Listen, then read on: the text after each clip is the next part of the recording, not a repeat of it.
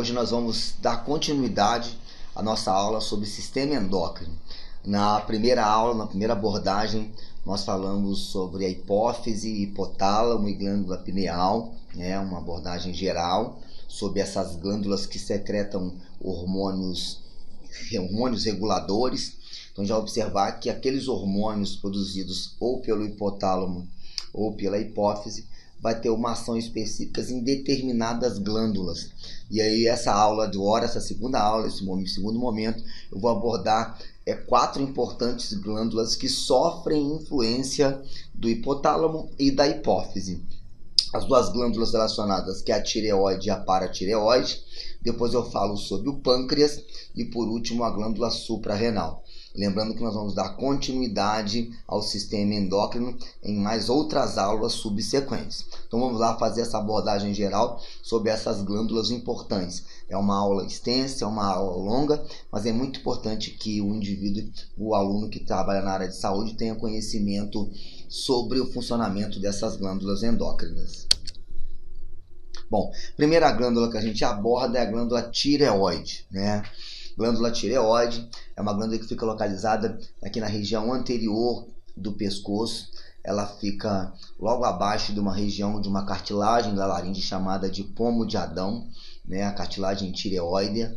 Então, logo abaixo da tireoide nós temos a glândula tireoide, um par de glândulas que tem mais ou menos um peso de 15 a 25 gramas no adulto.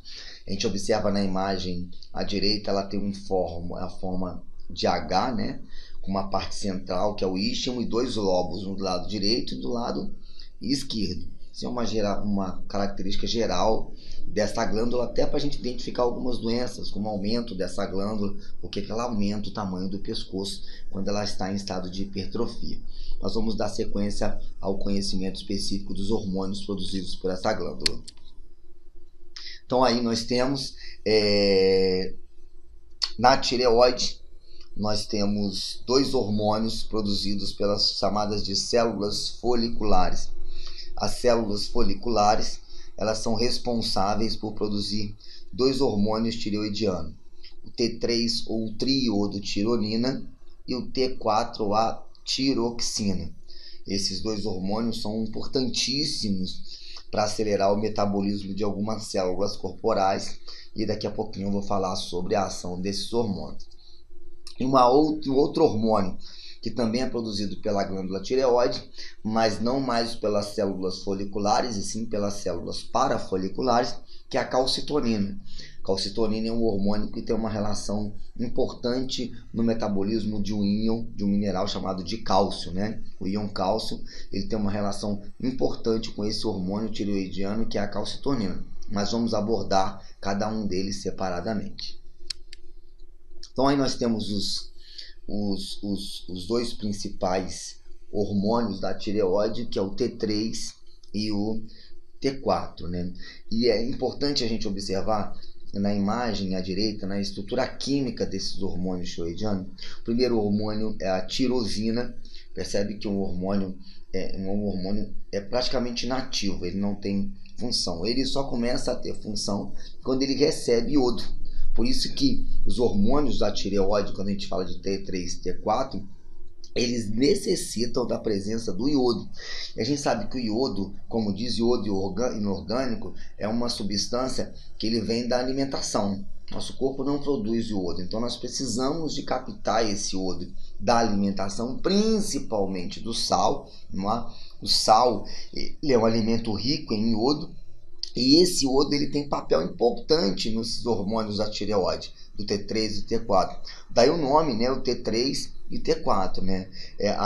Na realidade, quando a tirosina recebe, quando a tirosina recebe 4 componentes de iodo, ela é chamada de T4 ou tiroxina.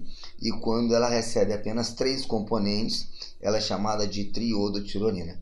Cabe lembrar um detalhe importante, que o T4 ele pode virar T3. Esse é um detalhe importante no metabolismo desses hormônios. Quando o T4 ele perde um iodo, ele vira T3, e aí vocês vão observar que, e ainda assim, ou seja, dependendo da configuração do iodo, esse T3 ele pode ficar inativo e posteriormente entrar em ativação apenas pela mudança na composição química. Então, alguns detalhes importantes, né? 93% dos hormônios tiroidianos secretados são a tiroxina, que é o T4, certo? E apenas 7% são triodotirolina. Porém, esse é um detalhe importante, quase toda a tiroxina é convertida de triodotironina nos tecidos, ou seja, perde uma molécula de iodo. E as funções desses hormônios tiroidianos são qualitativamente as mesmas, né?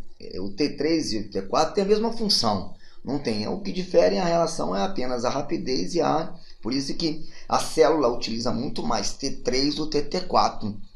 Muito mais. A utilização do T3 dentro da célula ele é muito rápido porque é um hormônio que ele é mais potente, ele abre. E aí a gente percebe, porém o T3 é encontrado no sangue circulante em condições menores e persiste muito mais curto de tempo que T4. Por isso que nós temos muito mais T4 na corrente sanguínea, porém quando o T4 entra dentro da célula, ele é revertido em T3, e aí a T3 é que faz o papel importante no metabolismo desses hormônios tireoidianos. Isso é um detalhe importante. Esses são detalhes importantes relacionados ao T3 e ao T4.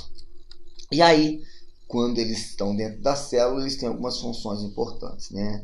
Aumentam a síntese de proteínas, né? A gente não pode esquecer, proteínas orgânicas e inorgânicas, mas mais importante, as proteínas orgânicas, ele aumenta a produção de proteína, aumenta a taxa de liberação de energia pelos carboidratos, né? Então, lembra que a energia dos carboidratos é proveniente principalmente da glicose em combinação com oxigênio.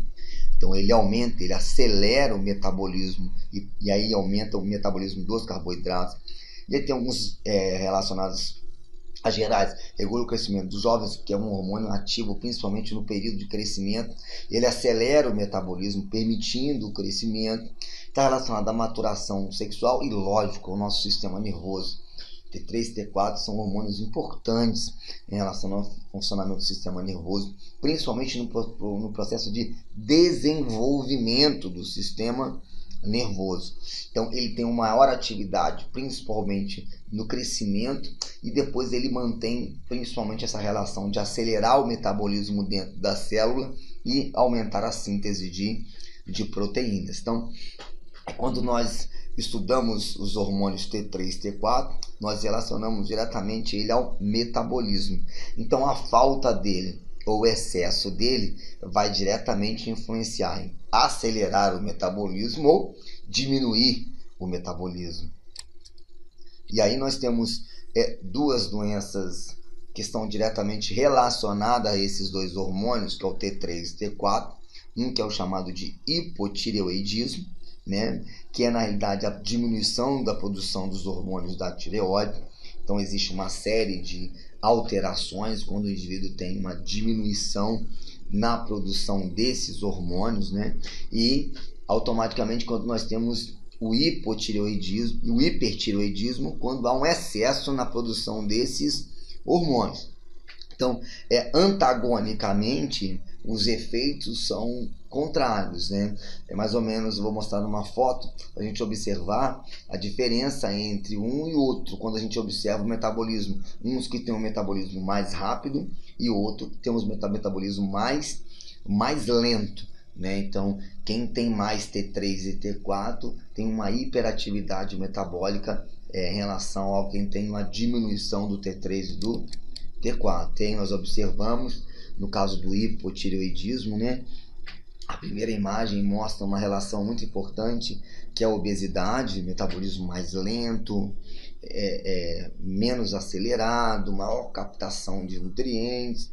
Então isso é ligado ao hipo. E já no hipertireoidismo, algumas características importantes: os olhos são esbugalhados, aumento da tireoide, isso é uma característica importante em alguns pacientes com hipertireoidismo, mas todos os dois estão ligados em acelerar ou diminuir o metabolismo. Na minha última aula sobre sistema endócrino, eu vou abordar algumas patologias relacionadas, aqui estou fazendo uma abordagem bem geral, mas a relação direta desses hormônios na vida das pessoas. E aí, ó, um exemplo que é um aumento, uma hipertrofia da glândula tireoide, né? Pode observar, uma menor gravidade, outra de maior gravidade, né? Já é uma característica bósseo, principalmente relacionado à alimentação, a um crescimento dessa região do pescoço. E aí nós observamos, normalmente ligado a casos de hipertireoidismo, tá aí. A gente fala posteriormente sobre essas doenças. E o terceiro hormônio é ligado à tireoide, que é a calcitonina. A calcitonina é um hormônio ligado diretamente ao metabolismo do cálcio. E aí é só a gente relacionar qual o papel da calcitonina: reduzir a concentração plasmática de cálcio e de fosfato, principalmente de cálcio. Reduzir a concentração plasmática, ou seja, a quantidade de cálcio no nosso plasma sanguíneo, certo? Então, o objetivo dela é esse, é diminuir. E como que ela faz isso? Qual é o papel, como que ela consegue fazer isso? Ou seja, ela tem o papel de inibir, inicialmente, a captação do cálcio lá no intestino, estimular a excreção de cálcio pelos rins e, se ela quer diminuir a quantidade de cálcio dentro da corrente sanguínea, ela aumenta a deposição desse cálcio no tecido ósseo. Por isso que a calcitonina ela tem um papel importante na fixação do cálcio no tecido ósseo, porque ela tem o papel de diminuir a concentração desse cálcio na corrente sanguínea. E uma das formas dela diminuir é aumentando a deposição desse cálcio no tecido ósseo. E as outras estão ligadas ao processo de absorção, que está ligado ao intestino, e de excreção, que está ligado aos rins, certo? E aí nós temos que pensar que para que eu tenha um hormônio que aumente, diminua a concentração de cálcio na corrente sanguínea, eu tenho que ter um antagônico, um que aumente essa concentração de cálcio na corrente sanguínea. Tem que ter um equilíbrio. Ou seja, se eu tenho um hormônio que diminui a concentração de cálcio, eu tenho que ter um outro que aumente. E aí eu falo das glândulas paratireoides.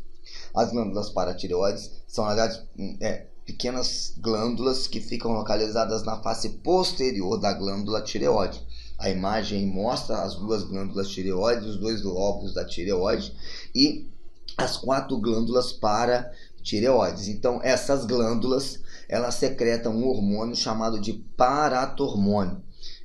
Dentro das células da glândula paratireoide existem células principais que são responsáveis por produzir esses hormônios, chamadas de paratormônio. E aí, qual é o papel do paratormônio? E ele ou seja, é uma ação antagônica em relação à calcitonina. Então ele aumenta as concentrações plasmáticas de cálcio, ó. E aí como que ele faz isso? Como que ele consegue fazer isso? Primeiro, ele aumenta a saída de cálcio dos ossos. Então ele estimula a não deposição de cálcio no tecido ósseo. Aumenta a absorção de cálcio lá no intestino e diminui a excreção dos rins. Ou seja, o que a calcitonina faz, o paratormônio faz o contrário, com o objetivo sempre de equilibrar, de ter um equilíbrio em relação às funções do cálcio sanguíneo. E por que esse equilíbrio? Porque a gente sabe que o cálcio é um íon que tem ação em diversos sistemas, principalmente o sistema nervoso, sistema esquelético, sistema muscular. Então esse íon ele tem um papel fundamental no nosso organismo. Então a regulagem dele é muito importante. O seu excesso na corrente sanguínea pode ser prejudicial, assim como a sua diminuição. Por isso que o nosso corpo permite esse controle contínuo da quantitatismo plasmático de cálcio. E aí um exemplo, né, que a gente observa, ou seja, a tireoide, quando ela diminui a produção de calcitonina, aumenta-se o cálcio plasmático. Quando a tireoide aumenta a produção de calcitonina, lógico, automaticamente diminui o quantitativo de cálcio plasmático. E aí isso está diretamente relacionado tanto ao rim, quanto ao intestino, quanto ao osso. Existe uma relação desses hormônios, calcitonina e paratormônio, com a capacidade de absorver cálcio, de excretar cálcio e de regular eles na corrente sanguínea.